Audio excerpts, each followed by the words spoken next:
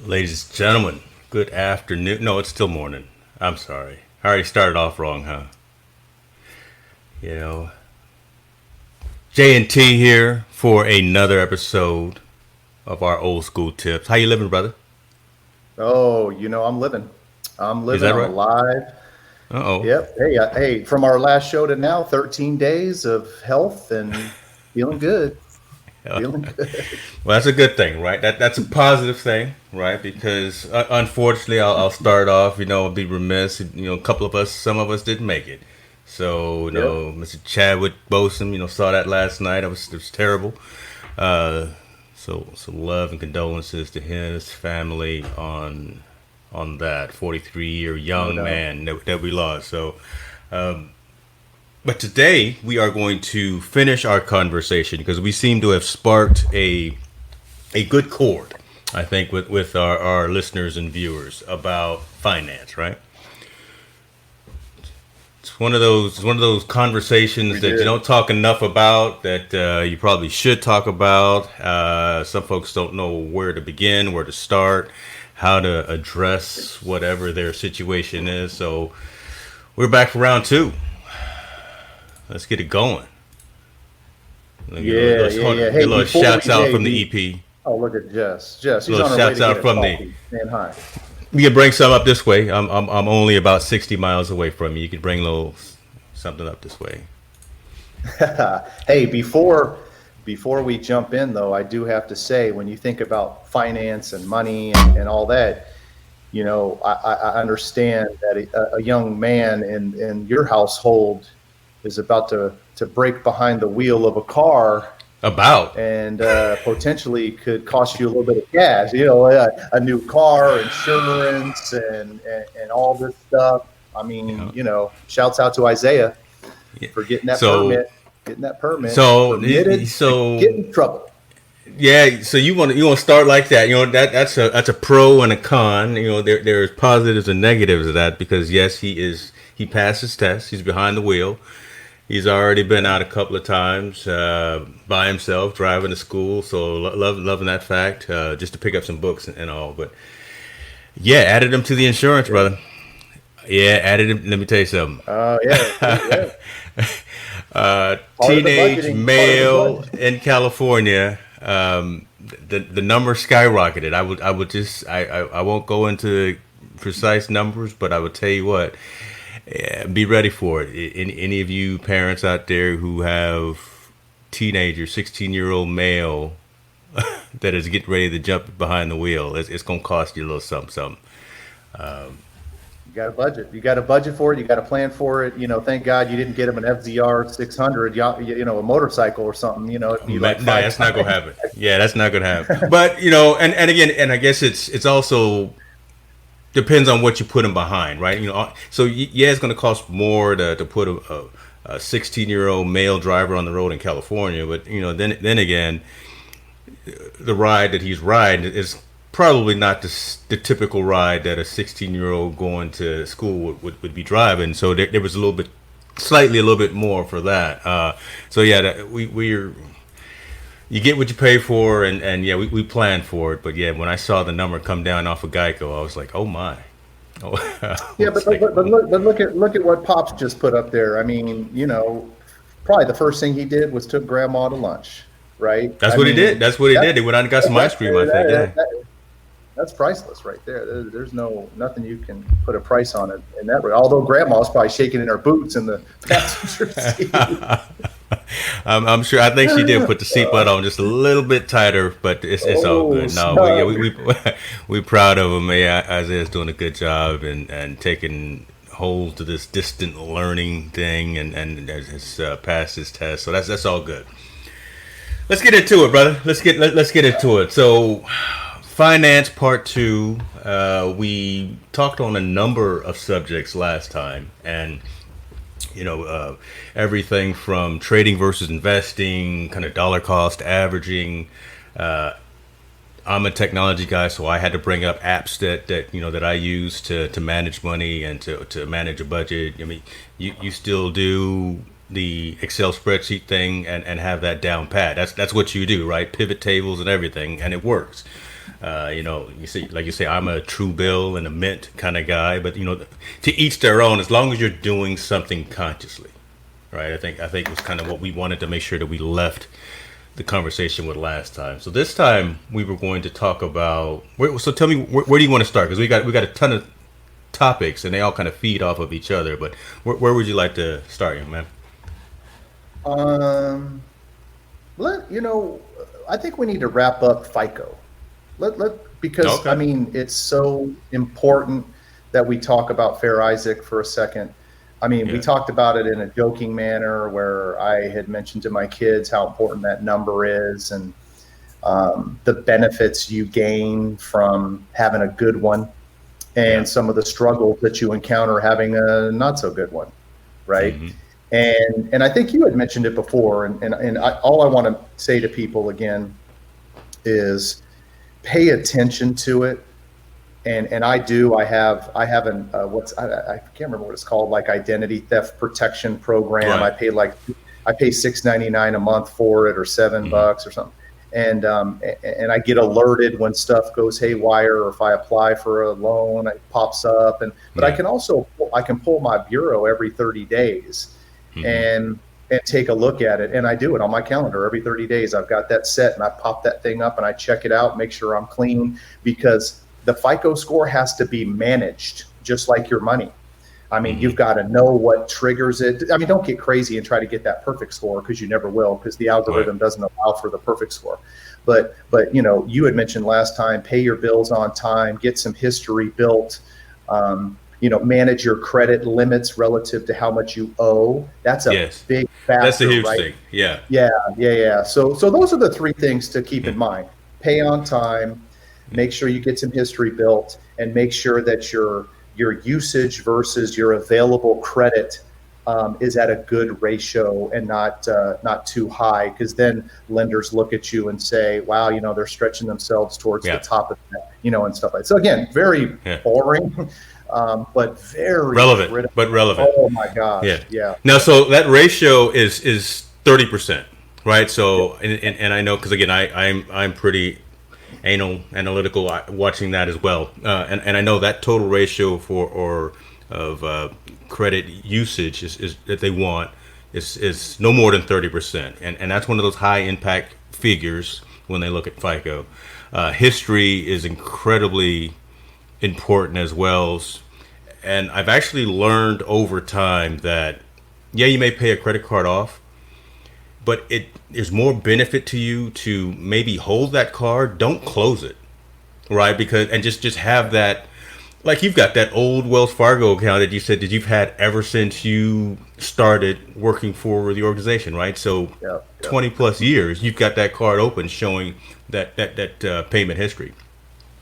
And then as far as pulling your bureau, now do you pull all three or do you just pull TransUnion, Experian? Or how do you do it? It's what I have is, it's called enhanced identity theft, which it Hmm. pulls all three for me, and it Okay. gives me Okay. all three scores and all three in parallel next to each other. And you can do it free too at what is it? Freeannualfreecredits.com, Yeah. or A lot whatever of the that is. credit card, but see, a lot of the card holders will allow you to pull the free one, but it's not as accurate as when you pull the one that you do have to pay for, right? It's not as Right, accurate as right, that. So when right. it comes to lending, because there's different levels of risk. So for like a home mortgage or for a car loan or something like that, there's different levels of risk that those institutions will pull from. And if you're just pulling the free one, it may show you at 720, but you pull your real TransUnion score, it shows you at 685 or whatever, right? Because it takes Yeah. into all the factors and it actually does that hard pull. So that's something to keep in mind. It's good to get a ballpark view of your credit using those free services. But if you can go ahead and enable that, go ahead and pay for some of those pay per subscription services. They'll actually allow you to pull every 30 days without taking a hard hit, because you don't want the Yeah. hard hit on your credit. The soft Well, inquiries, yeah. they don't look as good right? And they're less impact. But anytime you do a hard hit, right, and you apply for credit, you try to increase the balance or increase the amount that you have on a particular card. Those hard hits are the ones that actually start drawing your numbers down, right? Yeah, no, it does. And it's, hey, Gloria, thanks for jumping on. I see Heather's on too. Wow, all right. So the hard, okay. So you bring up a good point because hard hits are a big deal. And I mean, they're not a big deal. They don't hit you for 10, 15, 20 points, but they'll hit you for a few points. So you have to be careful about just going out and applying for everything and anything. And what I've done, because they fall off after 24 months. And so what I've done is if you're going to go do something, you might as well do a multiple of things. So what I did was when I applied for my refinance in February, I went out and got another card or kind of tack on because in 2 years they're going to fall off together. And that's called management. I mean, you've got to manage it just like everything else. But there's also, so that's the fourth one, actually, the hard hits, soft hits, that's important. But one thing that is misunderstood is people think that if I charge the card and pay it off at the end of every month, that's going to help my score. And it doesn't. It has no relevance to a score. So just keep that in mind. If you have a card, it's open, it has a zero balance, anything like that still continues to pay dividends. What I think does, though, assist and give you a couple of nudges in the positive direction is if you pay that card before the due date, right? Yeah. So before they pull that that interest rate, that interest fee, if it's due on the 14th, and man, if you can pay it on the 13th or the 10th, make that payment then before they actually make that pull on your credit card. So, yeah. Are you trying to transition to paying down debt? Is that what you want to talk about? Oh my goodness, ladies and gentlemen, it's almost like we planned this. I don't know what's going on, Ladies and gentlemen, we're going to transition to another topic. Look, you got questions. First of all, we see you. Look, I got 5 screens going right now. I see folks are watching from multiple locations, so thank you for that, for joining us. Please, if you got questions for us, we are just spitting some knowledge, some old school knowledge too. That is, bring them up. We are all here to learn.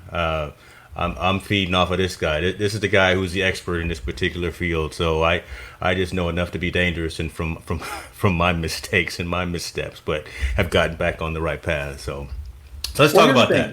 Let's talk about debt. Let's do that. But first, what better to talk about on a Saturday morning than onfinance? I mean, here's what I'm talking about. You talk about me being the only reason why I'm an expert, so to speak, is because I practice, I study it, I learn about it. But every single Saturday, I wake up and I monitor and I look at everything, right? So I pat myself on the back, I beat myself across the head for a bad purchase or whatever. But I would say that debt is tough. I mean, it's tough to manage. And you want to talk about paying it down. There's a couple schools of thought. I'm going to give you my school of thought. First of all, nobody writes checks to pay down debt. So that's old school. Nobody writes checks to pay down debt, right? They just said transfer from checking to credit card. But that is old school, and we still do it too. We still write a few checks here and there to the church. But I just wrote a few checks this morning, so I sure did. Exactly. But there's really 2 schools of thought, and we talked last time about emotion and peace of mind and things like that. And let's say it's pretty common sense to say, let's say I have 2 credit cards and I'm trying to pay both of them down. Yeah. One's at $5,000, one's at $1,000. And the interest rate is higher on, say, the $5,000. So people would say, okay, flood money to the $5,000 card and pay minimum on the $1,000 because you're paying off the higher interest card quicker and letting the lower interest card just work itself out until you get it. And then when you pay off the $5,000 card, if you've been putting $200 on that, take that $200 and don't go to Starbucks or Pete's. Take that $200 and apply it to the payment you were paying on the $1,000. That makes total Yeah. sense. So that, to me, that's common sense. But for whatever reason, when I read magazines, people just don't get it. So you have to sit down, put it on paper, and figure out a way to chip away. When you pay off the 5,000, go celebrate, buy yourself something at Nordstrom, whatever. Take yourself out to dinner. Congratulations. But there's another school of thought. But pay cash if you can. Well, yeah, pay cash for sure. But there's another school of thought that is interesting, because this is kind of how I lean a little bit, is it's also a mental thing. So to me, it's like, I do want to pay that high interest credit card off, but what's the difference? Is it 1%, 2%? Is it $10 more, whatever? Because there is something to be said mentally about paying something off. Yeah. And so, for me, it's like, if you get $1,000, are you going to put it on the $5,000 card and get it to 4 and still have 4 and 1,000? Or are you going to take that 1,000, pay off the 1,000, and then just have the one card to focus on? That gets in your head, right? Where you feel good about getting something done. So anyway, that's my no, that's a great, because literally that was me 2 days ago, right? I mean, and I won't go too much into detail, but I'm in sales, just like a lot of folks in the world. So you get that extra little deposit every other month that comes in, and decent chunk. So I'm looking at what's out there, and what's remaining still to be paid. And I said, you know what? Let me just go ahead and knock these 3 that still had balances on it. Boom, knock those all out. And that was my focus, right? Because with that extra bit of money, I said, let me go ahead and knock these recurring debts on a monthly basis out, so we can be better positioned moving forward with liquidity and things of that nature. So I do both schools of thought, right? Again, I'll try to hit that one that's got that higher interest rate, knock that one down at least, and then also every other month I'll go and just bang out and knock down the anything that's got a balance on it. So and you get. I think what we're saying, folks, is be conscious about what you're doing. Have a plan about it. Don't just go about it. When the statements come in the mail, open it up and look at it and say, okay, I'll wait and I'll pay the $20 minimum. That's never going to get you out of the cycle, right? Of credit debt and raising that FICO score, because you may not want to agree to it, and may not want to believe it, but that number follows you forever. And hopefully the youngsters that are listening and watching will understand that. And look, we remember when we started college too, that first week, what they call 0 week or whatever, you walk up and down the aisle. Everyone's there. MasterCard's there, Visa's there, Discover's there, trying to pass you out an application to apply for a card. Look, you're 18 years old. You're on your own for the first time. You're going to get all those applications and get the little free blanket that they're going to pass out to you or whatever. And you start setting yourself up for maybe a bad situation, right? If you don't have that mindset of being focused on your financial goals. So. All right, two old dudes, trying to talk to the youngsters. That's what we like. All this salt I got in here. I'm just, I'm the old Morgan Freeman. You're still the good-looking one, though. Look at this guy. Well, that is not true. But what you're bringing up, though, is really important, because the quicker you can learn it at a quicker age, the better off you'll be. And don't beat yourself up over that minimum payment that you have to make on a card because you're having a rough couple weeks. It's okay. I mean, stuff happens. Just keep disciplined and be patient. But what you just described with the youngsters and us is really what I term life stages. And it's really, it's decade by decade. And, when you're in your 20s, and this is in general, right? Because when I was in my 20s, I had children and it was a whole different story. But some people in their 20s who don't have children have a different story. But in general, in your 20s, you're trying to build, right? You're trying to get a job, maybe have a child, get married, have a child, whatever. But you're trying to do that. You don't have a lot of money, so you have to kind of borrow, and they give you small limits and all that good stuff. Mm-hmm. Then you get into your 30s, and you've got it all. You've got all the darn credit cards you'd ever want. You start spending money left and right. You buy the 3rd car, the 4th car, the 5th car. You churn them over. And the 30s is a sinful decade for finance. And it really is. And then when you're in your 40s, you're paying off the sins of the 30s.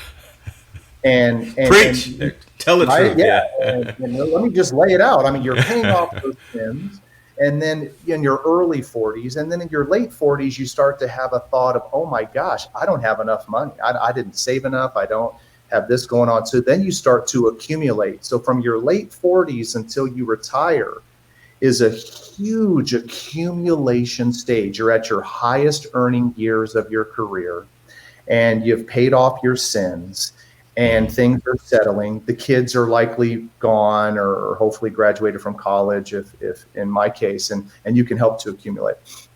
And then in your 60s in retirement, maybe we can talk about this later, it's decumulation, where you have to figure out how to pull the money out. We can talk about that later. But life stages are critical, and just know that they are real. They are real, whether you like it or not. And those are just the general stages that people go through.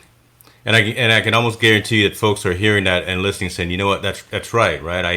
I had my first little job at wherever, here it was Burger King, right? I'm out there. Oh my goodness, J. Riggins and Oak Tree. I think I still got a couple of suits from there, or I don't think they fit anymore. The paisley tie, is that the one you got? They were all paisley ties. But, again, so those early years, you're out there, you get your first job at the mall or at the fast food joint or whatever. You're making your little $10, $12, $14 an hour, whatever the case may be. You're buying gas, you're buying some new shoes or whatever. You're not saving anything. You're right. I mean, it's just you're out there spending. A lot of folks, a higher percentage of people aren't saving, they're spending. So shouts out to the folks that were and are at that early age actually doing some saving as well. And then you're right, man. You get to 20s, you start getting a little more independent. And you say, let me go buy this Honda Civic off the lot. Give me a brand new one, air conditioned and everything, power steering and all. Let me buy that. 72-month financing. What? Yeah. How long do I got to pay for it? 3 years, 4 years? No, 72 months. Oh, yes. But and then you start getting dependence, and you start getting reasons outside of yourself, right? You're not just buying top ramen to eat every night and Mountain Dew and pizza, right? You start maybe getting some kids, you start getting a significant other. So, all right, let me go ahead and take advantage of that IRA and that 401k investment plan at this company, whatever they're talking about. Let me maybe take advantage of that and put something aside. It's funny you say that, because Grace and I were sitting in the backyard the other day. Finally, the smoke cleared, and we were able to sit back there and have a couple drinks, and we looked at each other, because we talk about money a lot. Just what's working, what's not, what do we have, what do we not have, what do we have to do? Is our trust in order? Do we have things all sorted out philanthropy wise? And my godchildren, I got you covered, godchildren. Oh, shoot. We were talking about all that kind of stuff, but one thing we thought of was, people in their 20s and 30s look at people like me in 50s and 60s and like yourself, and say, you have a decent sum of money. So why don't you go buy that new car? Why don't you get that second home on the beach? Why don't you do this? And it's funny, like our credit limits are through the roof. Like I could go out, and because of 31 years of history, right, the companies trust me. And I mean, I could go out, buy anything I want, anything. And your priorities change when you get older. Yeah. Right? Your priorities change. It's just not important.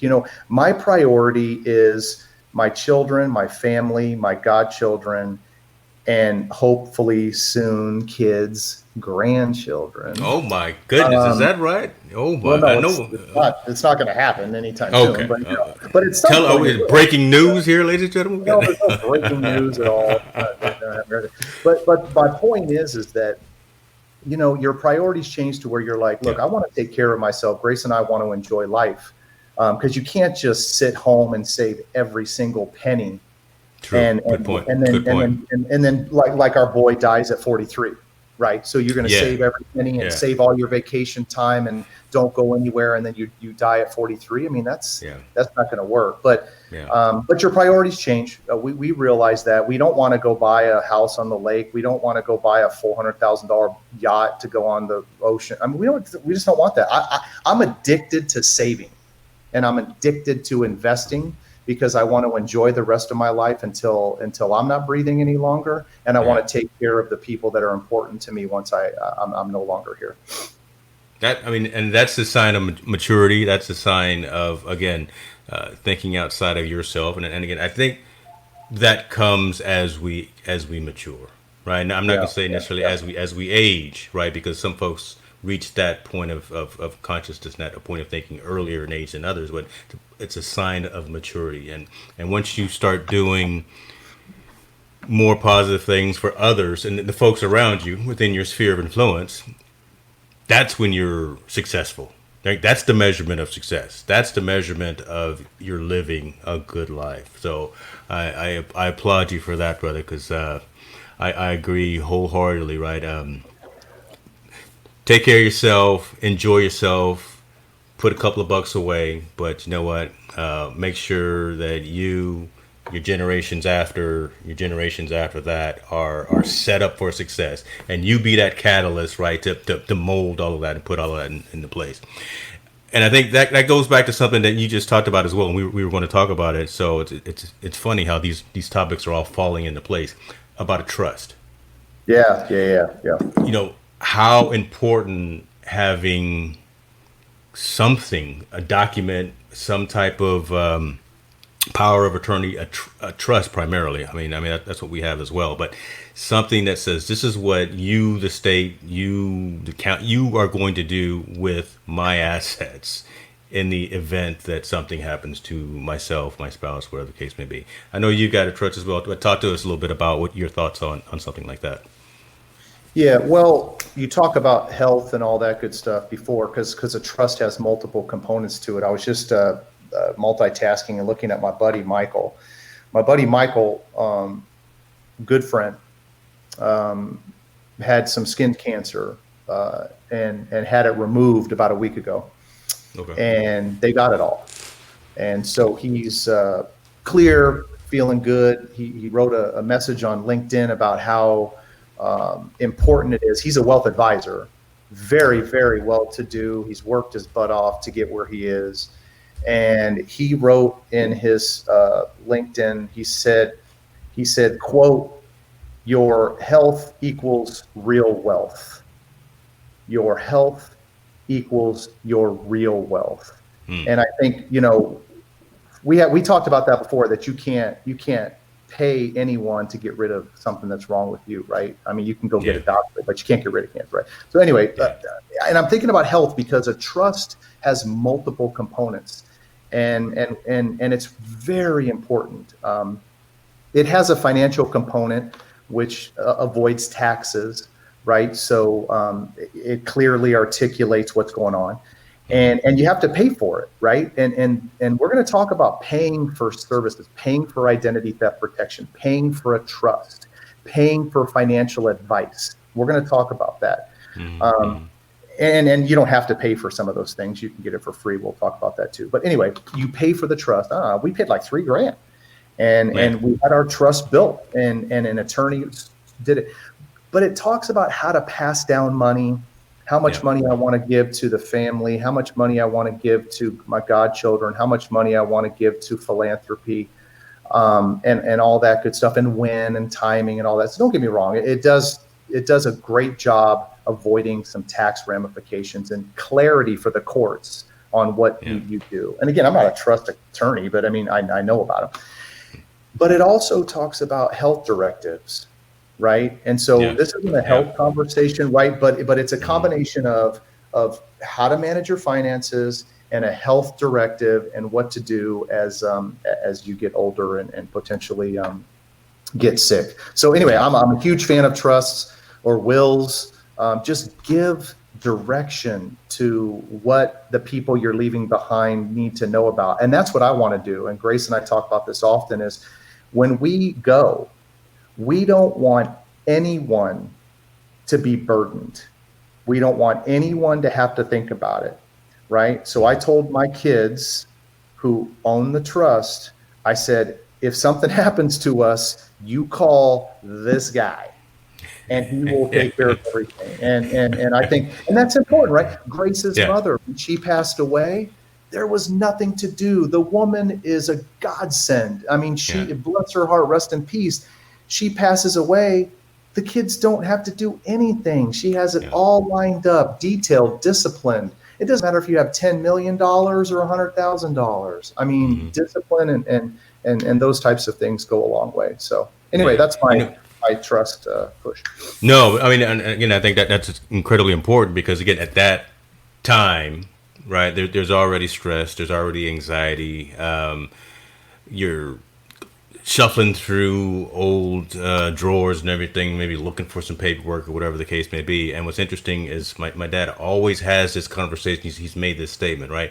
If anything ever to happen to us, here is the information, the guy to call, right? And everything's all laid out, everything's all taken care of. So again, that burden, that worry at that particular time is something that the family doesn't have to worry about. So exactly, that's a great point there, Julian. Right, trust, avoid. No, he's right. So, I mean, you right. just waste money on trying to distribute and it's not the probate's fault. They have to charge a fee. It's if you don't give direction, then somebody has to do it, and you're just doing it in advance. And they're tough conversations, right? That you have your burial lot. Well, I don't want to talk about that. I'm not dead. Well, you want to talk about it because when you're dead, you need to figure it out. There's no talking then, right? There's no talking then.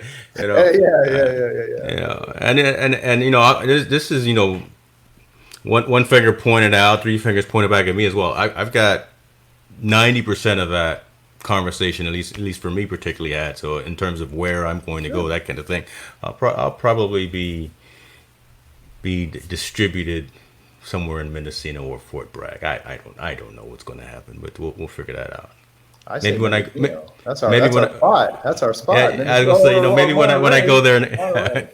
maybe when I go there in a couple of weeks, who knows? That'll be my I don't know, my last one, and we'll see what happens. No, I won't say that, but but to your point, you need to have a plan. 90% at your age, I'm all for it. I mean, most people are at 10% when they're dying, right? So I mean, you're so far ahead.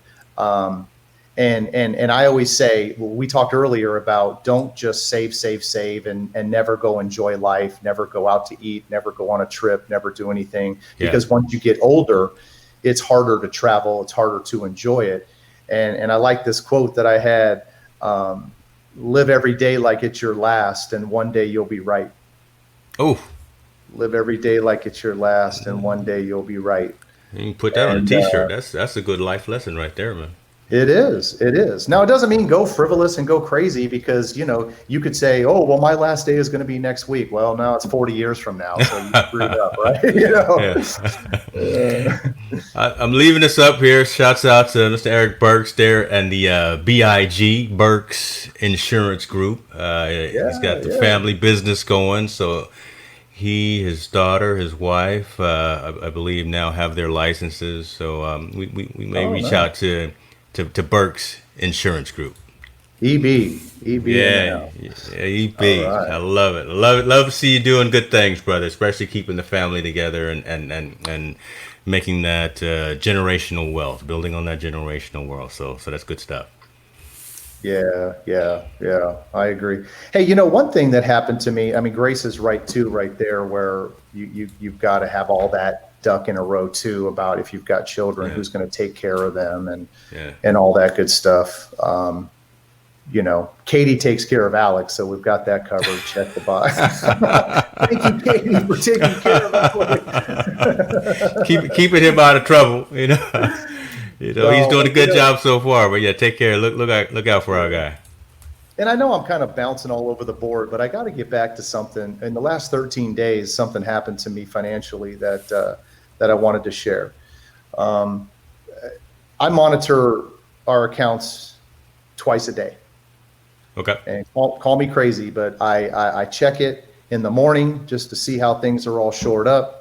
And then I check it again after 8 o'clock at night Pacific, because the credit card companies then kind of load in any transactions that show pending. Just FYI.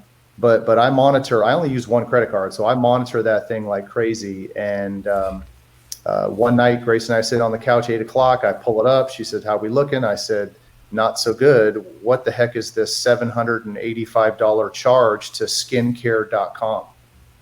What is that?" Yeah. Right? And she's like, "I don't know. I don't even know what skincare.com is." So I immediately called the bank, and they shut the card down, and they returned the fee to skincare.com. And if you don't, like me and Eric, I mean, if you don't monitor it all the time, you have to manage things all the time. And it's not a greed thing, and it's not, anything more than just understand what's going on. Right. That charge would have hit if I didn't look at it till I decided to get my statement in the mail or online. The charge would have been there for 30 days, and the bank would have said, "Well, what are you doing? I mean, it's there for 30 days. What are you talking about?" So anyway, that was a big deal. We haven't had that happen in like 6 years, but that was a big deal. So monitoring yourself and owning it is important too. Now, does the service that you subscribe to provide some type of account monitoring as well?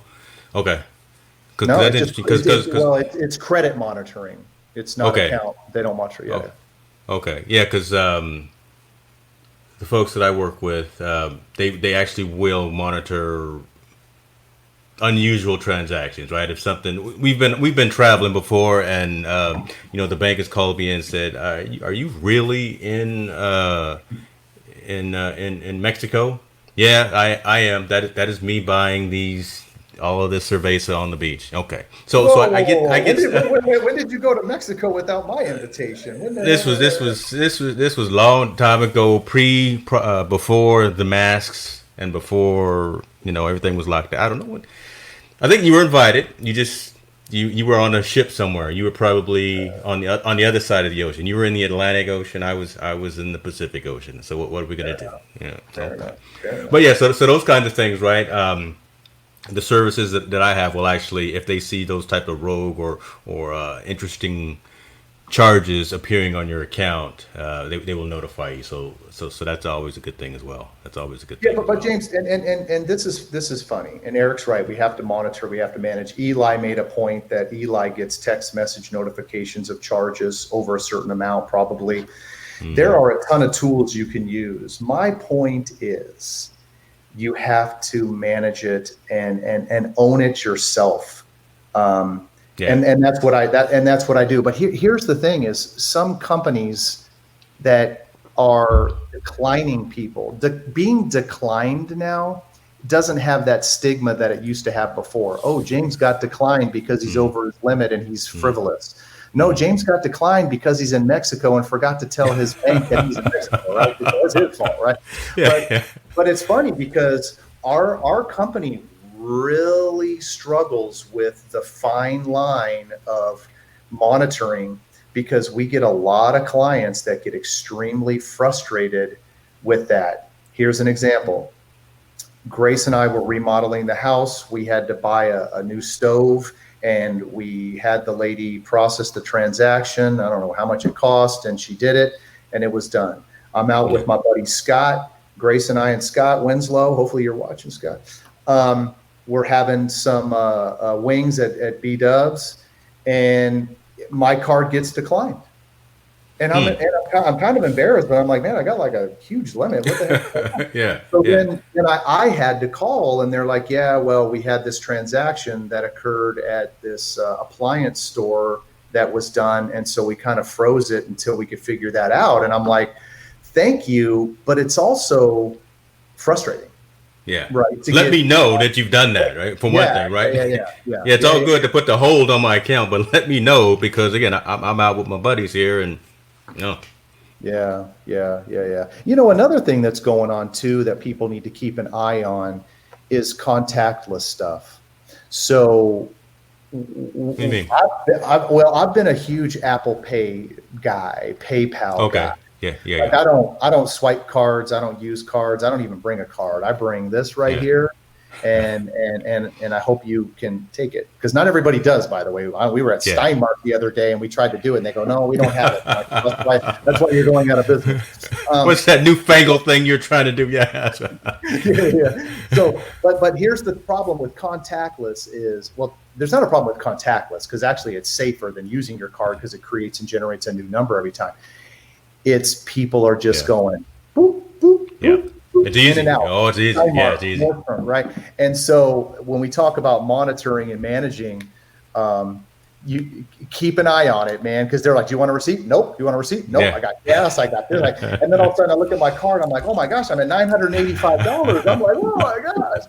So from a management perspective, just be careful with this technology, with getting a little over your skis. Well, you're wearing the Apple Watch now too, right? So literally, you can just put your watch up there, go into your coffee shop, right, and just put that up there, QR code or whatever, up to the NFC reader, and you've made the transaction. So it's very easy. Convenience is it has its pros and cons as well. Yeah, but so I think the moral of that story, as you say, is just stay in tune with what everything in life, right? Stay in tune and stay focused on where your debits and credits are, ladies and gentlemen.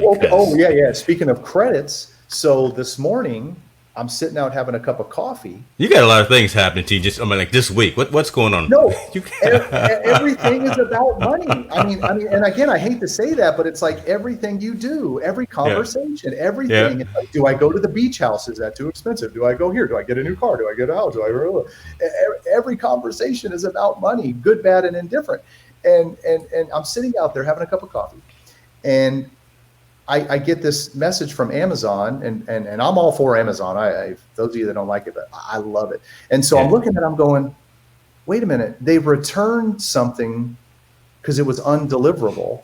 And they said I'd have my $15.10 in 3 to 5 business days, and Friday was business day 6, and I don't have it. So this is Tim. I don't have to worry about $15.10, but guess what? Oh, you're going to check in on it. Oh, you're going to check on it. I worry about $15.10. You bet I worry about $15.10. Okay. You calling Jeff Bezos directly. You got him on speed dial. Well, him and I are close, but so I just sent a little, and I chatted with them. Took like 30 seconds. I chatted with them and said, "What's going on?" They said, "We returned it because it was broken in shipment." So in shipment, I guess the screen got broken. They sent it back and they said, "Apologies, it'll be in your account on Monday." Right. So this isn't an Amazon commercial. It's more around managing $15.10. Okay. $15.10 goes a long way. So anyway, you could have neglected, not paid attention to that notification you got. And like you said, 3 days, 6 days have gone by. Something could have happened. They could have forgot to process the transaction. It could happen multiple times. And just imagine how many times across Amazon, the ecosystem of Amazon, that something like that happens. Right? Yeah. So true. But again, money isn't everything. It's the only thing. No, I'm just kidding. No, another T-shirt right there. That's a greedy quote. I'm sorry, I didn't mean to. No, but money isn't everything. Let's be honest. But I think the conversation is everything, and managing and monitoring that we've been talking about is very, very, very, very, very true. You are setting yourself up here because the family is just on you, brother. They know you like I know you, and $15, $5. No, Grace, this is Grace. I mean, I've created a monster because trust me, early in our life stages, she was incredible. I mean, I caused our problems early on. She was a very good manager of her money. Her mom taught her well, and she had no debt. She used cash. She had a paid off car. I mean, she was solid. And then I came into her life and ruined it all in the 20s. And then we had credit and debt. We were paying our MasterCard with our Visa and trying to float and all this other stuff. We've all been there. We've all been there. It was crazy. However, she is nuts, boy. She, which I love. I mean, she clips coupons and she finds deals. And she gets these rebates and she tracks them, boy. She has that rebate tracked. And on day 61, if that rebate isn't in her hand, she'll call and say, "Where's my rebate?" Because rebates are a scam. I mean, they wait for you not to respond, and then they they just keep their money. Like 65% of rebates don't get claimed. That's why they do it. Well, I do know Grace turned me on to, what is it, Rakuten.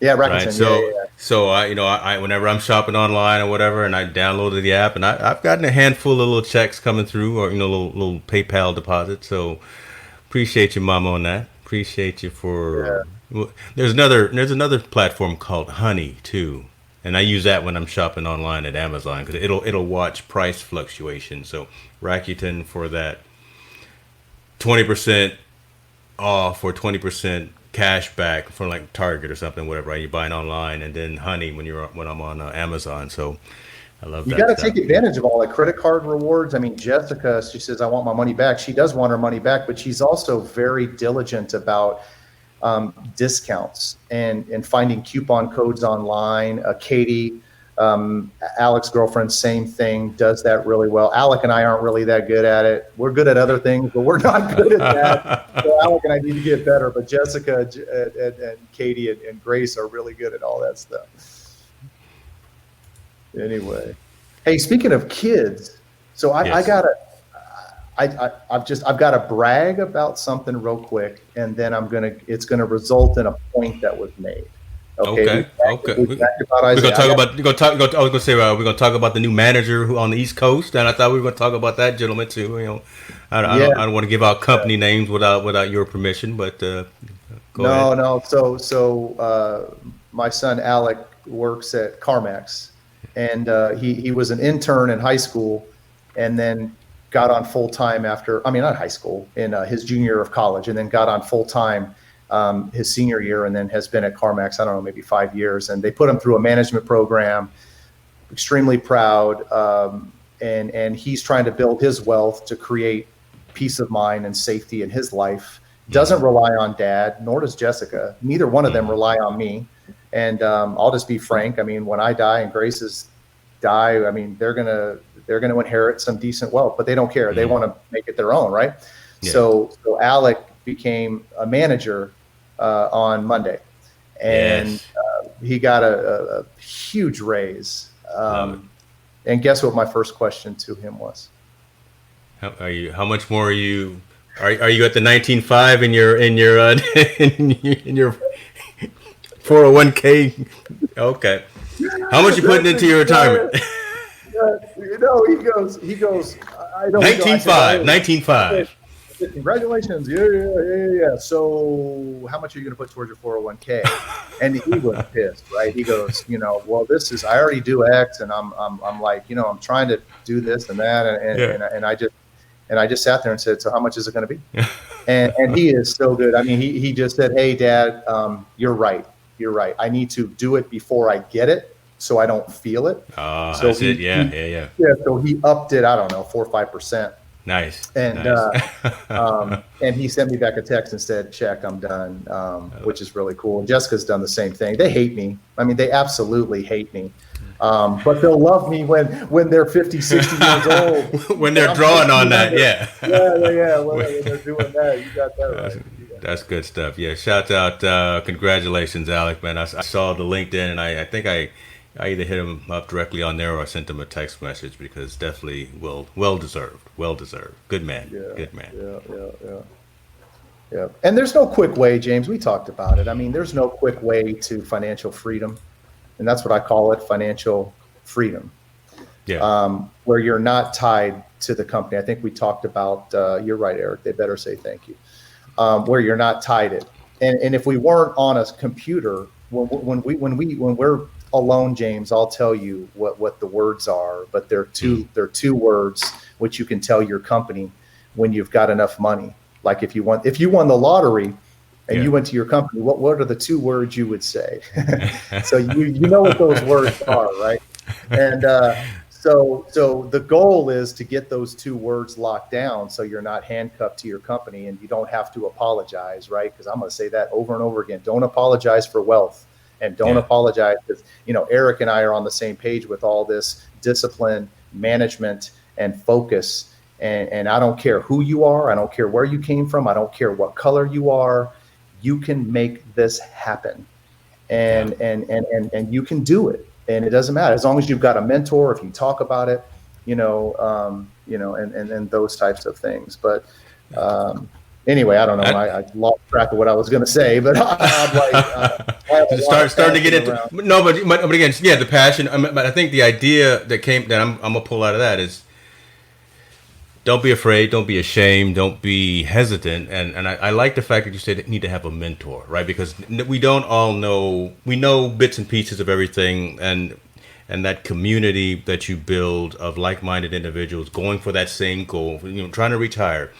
Surround yourself with those kind of folks who are moving forward, not moving back, not stuck in the doldrums. And there's a lot of stuff going on in the world today, right? That's one reason why we started this, right? You see it in the tagline of the show, "The world needs a hug." But if you focus on that small piece of the negativity as opposed to the larger piece of what's really going on positive in the world and around you, you lose out. Right, you miss out. So focus on what's positive. Focus on moving forward. Focus on you, your family, your health. That's critical as well, because you can't do a lot of things if the body and the mind aren't able to progress. So you got to focus on that. But that have a mentor piece. To your point, yeah. I mean, so we talked about it related to fitness, right? So we both enjoy fitness, and we talked about getting a trainer. Right. Yeah, man. I got my workout in today. 4 months finally. My gym just opened up. I got a little something. I'm gonna feel it in the morning, but that's okay. Yeah, go ahead. Yeah, but so here's the thing. So let's just talk body fat and cholesterol levels, right? Oh, that's a good one. And then let's talk about weight. So you're running around. You're like, okay, hey, I'm celebrating. I hit my weight, but my body fat's still not where it needs to be. Same thing with finances. Hey, I paid off this credit card, but my car loan is still high, and I gotta get my cash flow going. It's the same thing. You can't just talk about, well, first of all, you have to talk about it. If you don't talk about fitness, you're not going to go work out, right? If you don't talk about money, you're not going to get financially fit either, right? So it's all the same. And so I think you do have to talk about the pros and cons. You have to have a mentor. Like, you're my tech mentor. Like, if I need anything related to that, you help me set up my system in Virginia. You help me get through some things that I'm not good with. And those types of things. And don't be embarrassed about it. Yeah. It is what it is. Let's help each other get better with it and move on. And sometimes it'll cost you money, whether it be paying $6.99 for identity theft protection, or I have to pay a financial advisor to manage my money. And some people Money well spent, right? But some people don't think that, James. I mean, some people are like, well, I'm not going to spend $4.99 to do a trade, but you're going to spend, $300 a month to have a landscaper. So you'll pay for a landscaper and a house cleaner, but you won't pay for financial advice. Makes no sense. And I'm not here to sell paying for a ton of advice if you don't need it. Call me, I'll help you for free. I don't care. Yeah. But you know what I mean? It's like, you got to pay to get some good advice. And a good example is selling your house. You can go sell your house on your own, for sale by owner, and you're not going to get anything near what you can get if you had a realtor. That's true. That's true. So anyway, my passion around paying for advice around anything. Like I had mentioned, I'm not real good at real estate. I really don't like real estate, frankly. But I do have friends who are really good at it, so I talk to them about it, and they give me tips, and I still don't take their advice, but I still like to you do the exact opposite of what they say. And I agree with you, because I know some folks who have built pools in their home on their own, right? Not having a professional contractor come out. And I said, no, I'm not dealing with that. I'm going to bring in a professional who knows about electricity, who knows about concrete, who knows about all those aspects. I can get a shovel and dig a hole in the ground, no problem. But all of those minute aspects of permitting and making it right, those kind of things, you get what you pay for. If you want something done in quality, sometimes you got to put in to get in, right? I mean, you got to actually put some skin in the game. So that's a good point, I think, that you talk about as well. Paying for value, paying for service is not something that you should be worried about. Yeah, and do your research, right? Because you're not just going to go hire any old contractor to come back and dig a pool, or you're not just going to go hire any financial advisor to give you advice. You want to find somebody who feels and like what you do, right? Yep. Somebody who has a similar handsomely for, but my returns are through the roof. I mean, he's my age, has kids my age. He's going to retire like when I want to retire. He's very conservative like me. I'm not aggressive. And so, you just have to find those types of people. If you're interested in learning and making more, you can't do it yourself. You can do it yourself from a budget perspective early on, but once you start to accumulate a decent sum, people you need advice, and there's advice all over, and if you have time to do it yourself, have at it. I mean, I don't have time. Well, brother, I appreciate you. Today was a phenomenal show. I think we took time to dive deeper into it. It was a much needed part 2. So hopefully everyone enjoyed the conversation as well. I know I did. I took mental notes. It's always a pleasure to have this conversation. I just like seeing you, because I can't come hug you right now because we're all locked down. But I have a face for radio. Yeah, it's all good, man. Anything before we head out? No, I got some daddy do's and some honey do's here that I probably need to. No, I do too. I mean, the only thing I'd say is thanks for creating this platform of discussion. I think if we continue to talk about patience and talk about music and talk about money, and next time talk about travel, maybe talk about health in the future. I mean, that's what it's all about. It's creating the dialogue. So just think of this like any other subject. Talk about it. Don't be embarrassed. Don't apologize for your success if you're disciplined and manage it. And I think I mentioned this before. I'll leave it with a quote. I like to focus on what the failing person doesn't want to focus on. And if somebody's failing in finance, then I'm going to find out what they're not doing, and I'm going to go do it. And to the point where I just lost my earbud. I'm so happy. You know what? Right then and there, mic drop, boom, we done.